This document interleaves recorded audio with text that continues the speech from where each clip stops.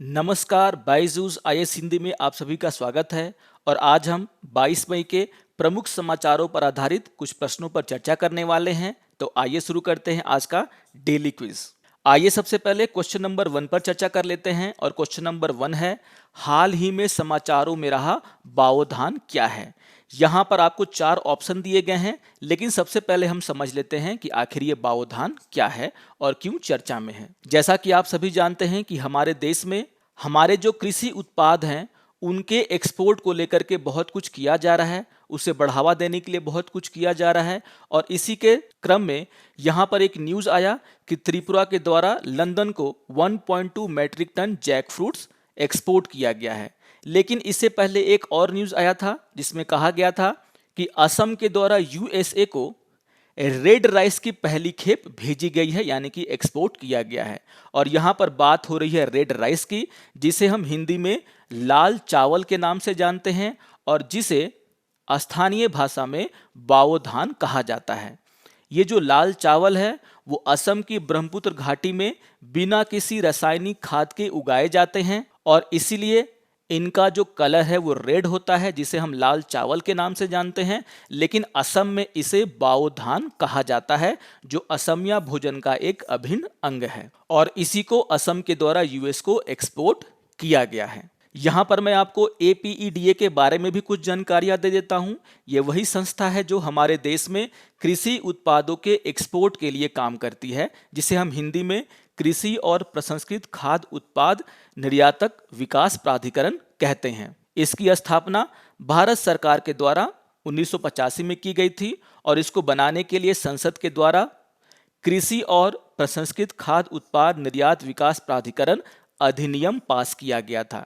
तो याद रखिएगा, इसकी स्थापना की गई थी 1985 में। अब अपने क्वेश्चन की तरफ बढ़ते हैं और यहाँ पर पूछा जा रहा था कि बाओधान क्या है। और अगर आप इसका ऑप्शन नंबर डी देखेंगे, जहाँ पे कहा गया है कि असम की ब्रह्मपुत्र घाटी में उगाया जाने वाला आयरन युक्त लाल चावल, इसे ही हम बाओधान के नाम से जानते हैं। यानी कि आपका क्वेश्चन नंबर 1 का आंसर हो जाएगा ऑप्शन नंबर डी। आइए अब क्वेश्चन नंबर 2 पर चर्चा कर लेते हैं। और क्वेश्चन नंबर 2 है, विशेष रूप से कमजोर जनजातीय समूह, जिसे हम इंग्लिश में पीवीटीजी के नाम से जानते हैं, के संदर्भ में निम्नलिखित कथनों पर विचार कीजिए। तो यहाँ पर बात हो रही है पीवीटीजी, जिसे हम हिंदी में विशेष रूप से कमजोर जनजातीय समूह कहते हैं, और उसको लेकर के यहाँ पर कुछ कथन दिए गए हैं और यहाँ पर आपको बताना है कि निम्नलिखित कथनों में से कौन सा सही है। तो सबसे पहले हम जान लेते हैं कि ये पीवीटीजी ग्रुप क्या होता है। यहाँ पर पीवीटीजी का फुल फॉर्म होता है पार्टिकुलरली वनरेबल ट्राइबल ग्रुप, जिसे हम हिंदी में विशेष रूप से कमजोर जनजातीय समूह कहते हैं। आप सभी जानते हैं कि हमारे देश में बहुत सारे जनजातीय समूह हैं, लेकिन इन जनजातीय समूह में भी कुछ ऐसे जनजातीय समूह हैं जिनकी स्थिति बहुत ही नाजुक होती है। और इन्हीं की पहचान के लिए सबसे पहले 1973 में ढेबर कमीशन बनाया गया था, जिसे हम हिंदी में ढेबर आयोग के नाम से जानते हैं। और इनका काम था कि ये जो हमारे देश में जनजातीय समूह है, उसमें से वैसे आदिवासी समूह जो कम विकसित हुए हैं उनकी पहचान करना और उनको एक अलग ग्रुप में रखना, जिसे हम उस समय पीटीजी यानी कि प्रिमिटिव ट्राइबल ग्रुप के नाम से जानते थे। और इन्हीं पीटीजी ट्राइबल ग्रुप्स को 2006 में भारत सरकार ने नाम बदल करके पीवीटीजी कर दिया, यानी कि पार्टिकुलरली वनरेबल ट्राइबल ग्रुप कर दिया। यानी कि इसकी शुरुआत 1973 में हुई थी। और आपको याद रखना है उस कमीशन का नाम, जिस कमीशन के द्वारा सबसे पहले प्रिमिटिव ट्राइबल ग्रुप की पहचान की गई थी, और उस कमीशन का नाम था ढेबर कमीशन, ढेबर आयोग। आइए इसके पहले कथन को देखते हैं। और पहला कथन है, भूरिया आयोग द्वारा आदिम जनजातीय समूहों के लिए एक अलग श्रेणी बनाई गई थी। अभी अभी हमने पढ़ा कि जो आयोग था उसका नाम था ढेबर आयोग, और इसके आधार पर आपका कथन 1 जो है वो गलत हो जाता है। यानी कि जो पहला कथन है वो आपका गलत है। आइए देख लेते हैं दूसरे कथन को। और दूसरा कथन है, भारत में 100 से अधिक विशेष रूप से कमजोर जनजातीय समूह है। यानी कि बात की जा रही है कि पीवीटीजी में कितने जनजातीय समूह हैं। यहाँ पर मैं आपको जानकारी दे देता हूँ कि जब इसका संरचना किया गया था, जब इसका निर्माण किया गया था, तो अब 1975 में इसमें सिर्फ 52 ऐसे जनजातीय समूह थे जो उसके जो कंडीशन को फॉलो करते थे। यानी कि शुरुआत में इनकी संख्या थी 52 और फिर जाकर के 1993 में इसी में 23 और जनजातीय समूहों को जोड़ा गया, जिससे उनकी कुल संख्या हो गई 75। यानी कि अभी इस ग्रुप में 75 जनजातीय समूह हैं। और मैं आपको यह भी बता दूं कि ये जो 75 जनजातीय समूह है उसमें से सबसे ज्यादा जनजातीय समूह ओडिशा में पाए जाते हैं। यानी कि ओडिशा राज्य के सबसे ज्यादा जनजातीय समूह यहां पर नामित हैं, उनका उल्लेख किया गया है। जबकि हमारा जो दूसरा कथन है वो कहता है कि भारत में 100 से अधिक विशेष रूप से कमजोर जनजातीय समूह हैं, लेकिन इनकी संख्या 100 नहीं है, 75 है। यानी कि दूसरा कथन भी गलत है। यहां पर तीसरा कथन कह रहा है कि आंध्र प्रदेश में सबसे अधिक पीवीटी हैं। यानी कि जो भी जनजातीय हैं वो सबसे ज्यादा आंध्र प्रदेश के जनजाति हैं। यहां पर यह कथन भी गलत है, क्योंकि मैंने आपको अभी अभी बताया कि सबसे ज्यादा जो संख्या है जनजातियों की वो उड़ीसा के जनजातियों की है। तो यहां पर उड़ीसा होगा, ना कि आंध्र प्रदेश। यहां पर मैं आपको एक और अतिरिक्त जानकारी दे देता हूं कि आखिर वो कौन मानदंड थे जिसके आधार पर प्रिमिटिव ट्राइबल ग्रुप का जो है निर्माण किया गया था। यहां पर जो है कहा गया कि वैसे जनजातीय समूह जिनकी जनसंख्या घट रही है या फिर स्थिर है, यानी कि उनकी जनसंख्या में कोई भी बढ़ोतरी नहीं हो रही है, उसको हम प्रिमिटिव ट्राइबल ग्रुप में रखेंगे। दूसरा यहां पर कहा गया कि वैसे जनजातीय ग्रुप जो कि आर्थिक रूप से बहुत ही पिछड़े हुए हैं। जनजातीय समूह तो गरीब होते ही हैं, लेकिन उनमें भी जो सबसे ज्यादा आर्थिक रूप से पिछड़े हुए हैं उन्हें यहां पर नामित किया गया। तीसरा बनाया गया था साक्षरता, यानी कि जहां पर साक्षरता का जो स्तर है वो बहुत ही कम हो, उन्हें भी यहां पर ध्यान में रखा गया और उन्हें डाला गया कहां पर, प्रिमिटिव ट्राइबल ग्रुप में।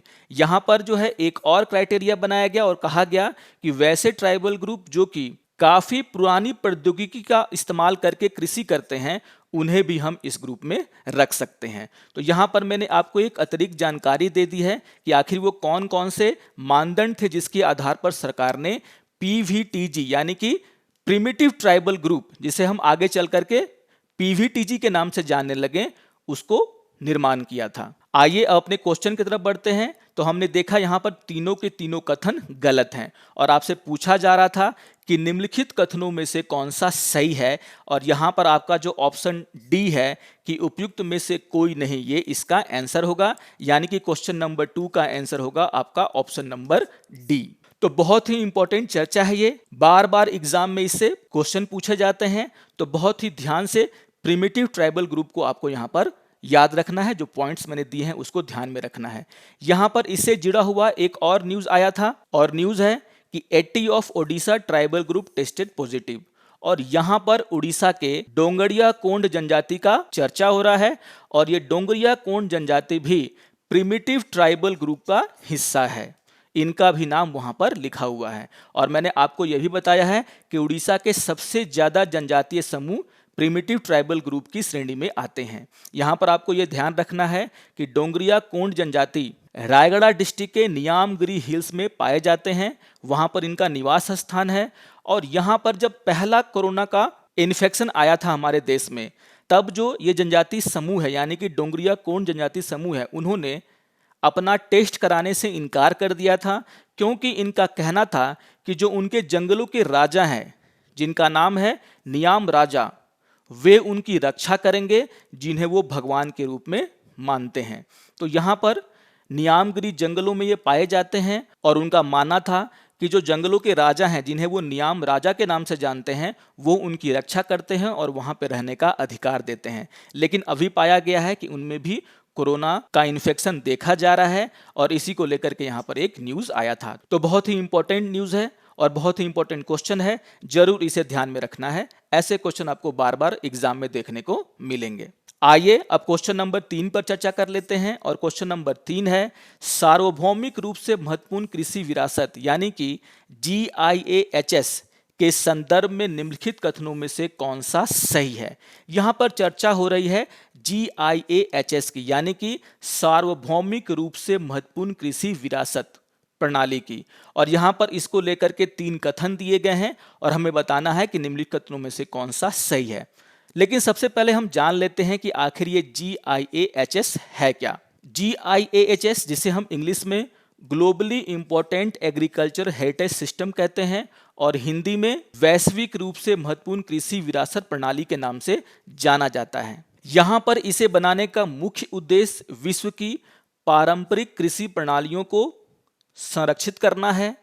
2002 में सतत विकास पर विश्व शिखर सम्मेलन, जो कि दक्षिण अफ्रीका के जोहानसबर्ग शहर में हुआ था, उसी समय जो है इसको लेकर के चर्चा हुई और उसी दौरान संयुक्त राष्ट्र के खाद्य और कृषि संगठन, जिसे हम इंग्लिश में FAO के नाम से जानते हैं, उसके द्वारा इस सिस्टम को बनाने की घोषणा की गई और एक वैश्विक साझेदारी शुरू किया गया।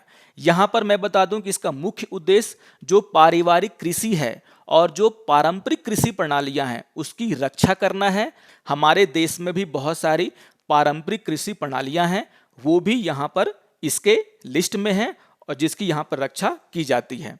अगर हम देखें तो भारत के 3 ऐसे मान्यता प्राप्त GIS साइटें हैं और यहाँ पर केरल के कटनाद कृषि प्रणाली, उसे इसमें जगह दिया गया है। यहाँ पर उड़ीसा का कोरापुट का पारंपरिक कृषि, इसे यहाँ पर जगह दिया गया है और कश्मीर का पंपोर में जो केसर का खेती होता है उसे भी यहाँ पर जगह दिया गया है। यानी कि भारत में 3 मान्यता प्राप्त GIAHS साइटें हैं और इन तीनों को एग्जाम में पूछा जाता है। अब बढ़ते हैं अपने क्वेश्चन की तरफ और क्वेश्चन में कहा जा रहा है कि इसकी कल्पना 2002 में दक्षिण अफ्रीका के जोहानसबर्ग में सतत विकास पर विश्व शिखर सम्मेलन के दौरान की गई थी। और हमने अभी अभी देखा कि 2002 में जो सम्मेलन हुआ था सतत विकास पर, उसी में इसका निर्माण किया गया था, यानी कि पहला कथन सही है। आइए देख लेते हैं दूसरे कथन को।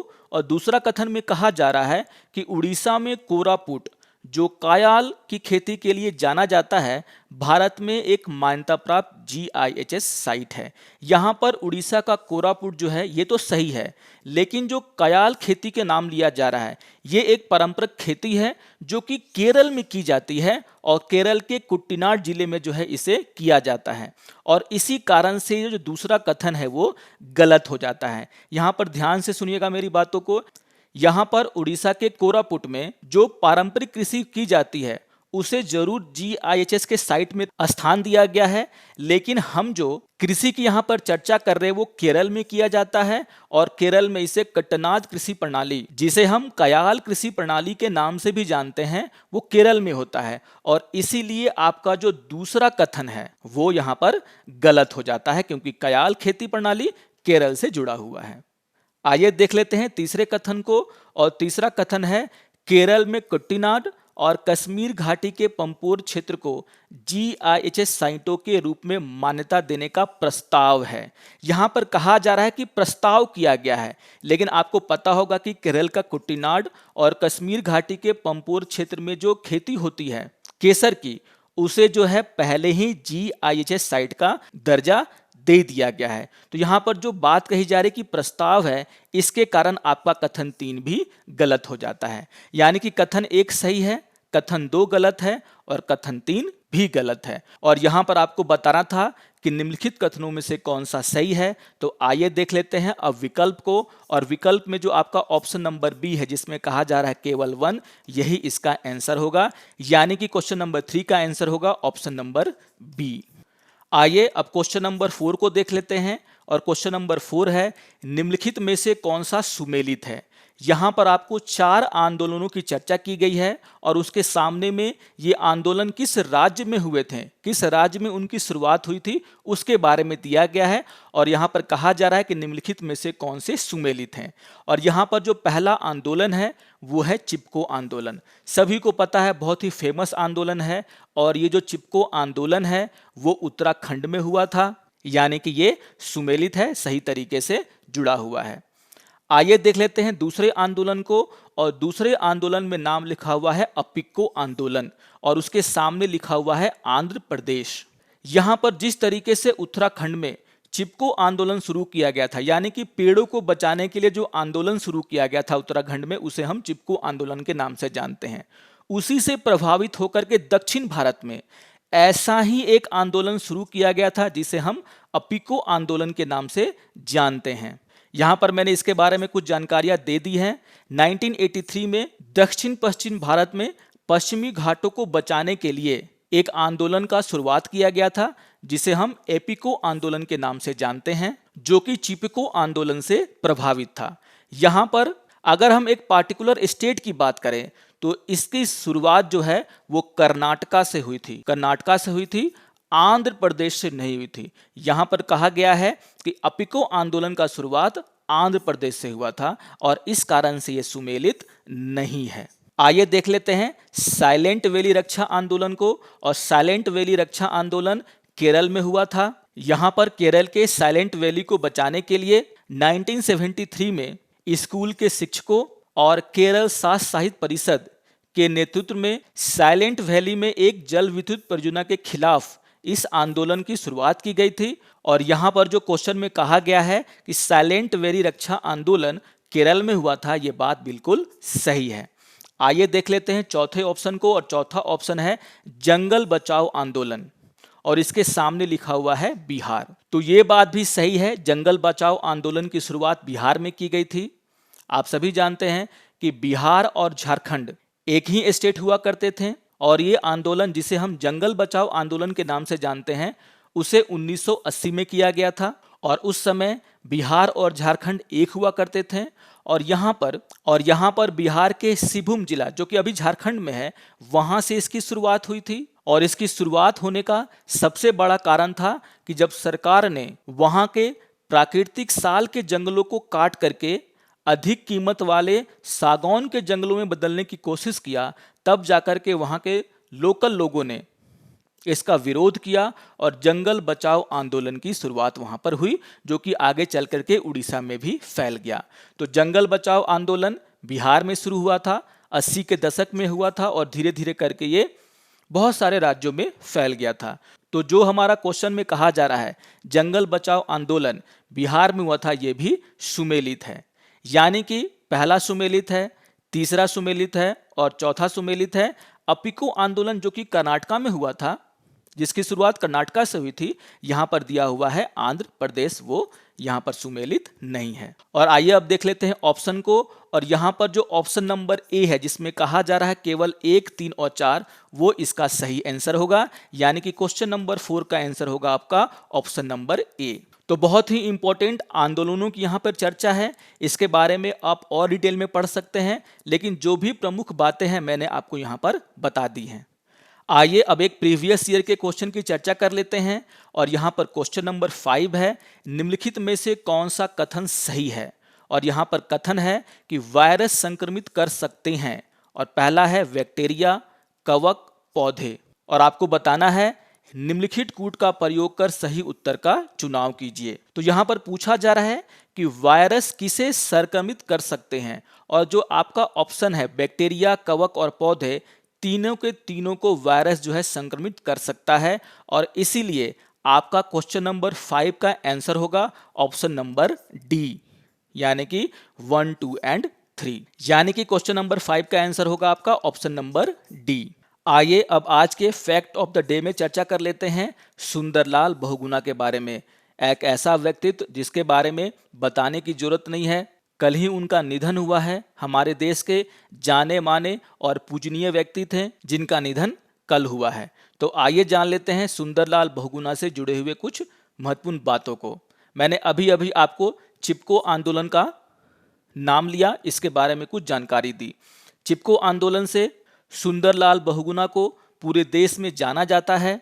इस आंदोलन का शुरुआत उत्तराखंड में हुआ था, और इस आंदोलन को करने का मूल कारण 1970 के दशक में उत्तराखंड के ऊपरी इलाकों में लकड़ी व्यापारियों के द्वारा पेड़ों की अंधाधुंध कटाई थी। वहां पर जब ये कटाई हो रही थी तो एक गांव जिसे हम रैनी गांव के नाम से जानते हैं, वहां पर इसका विरोध शुरू हुआ, और वहां की महिलाओं ने पेड़ों को कटने से बचाने के लिए, पेड़ों की रक्षा के लिए पेड़ों को गले लगाया, और वहीं से चिपको आंदोलन की शुरुआत हो जाती है। बहुगुणा के द्वारा, यानी कि सुंदरलाल बहुगुणा के द्वारा इस चिपको आंदोलन को एक राष्ट्रीय आंदोलन में बदल दिया गया, और वहीं से इनका व्यक्तित्व में निखार आना शुरू हुआ। अगर हम इनके जन्म की बात करें तो 9 जनवरी 1927 को टिहरी के मरौदा गांव में उनका जन्म हुआ था और सुंदरलाल बहुगुणा का जीवन सामाजिक कारणों, सक्रियता और लेखन के प्रति समर्पित था। जिस चिपको आंदोलन की मैं बात कर रहा हूं, जो कि एक लोकल लेवल से शुरू हुआ था, एक गांव से शुरू हुआ था, महिलाओं के द्वारा शुरू किया गया था।